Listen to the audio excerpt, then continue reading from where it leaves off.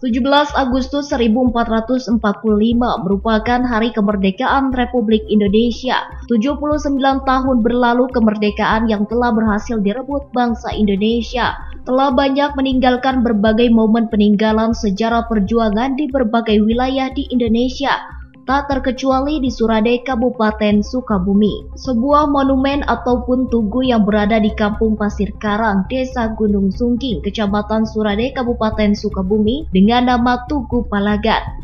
Tugu berwarna putih dengan corak merah tersebut merupakan saksi bisu sejarah khususnya di Kecamatan Surade. Tugu bambu runcing dan laras panjang yang berada di atas tugu ini merupakan simbol sejarah perjuangan masyarakat Pajampangan. Menurut Ki Akmal yang merupakan sejarawan asal Surade, tugu ini berdiri di tanah seluas 70 meter persegi yang merupakan lokasi peperangan saat masa penjajahan Belanda.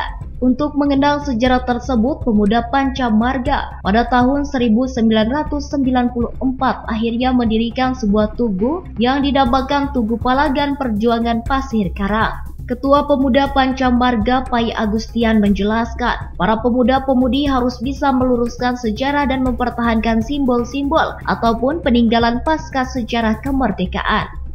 Kenapa ada monumen di sini? Otomatis di sini tempat perjuangan, tempat menghadang para sekutu waktu itu Belanda waktu di sini. Itu giringan dari Cikangkung ya, giring dijebak ke sini. Waktu itu pahlawan kita, kalau nggak salah, saya lihat berita, satu orang yang wafat di sini. Kalau dari mereka banyak.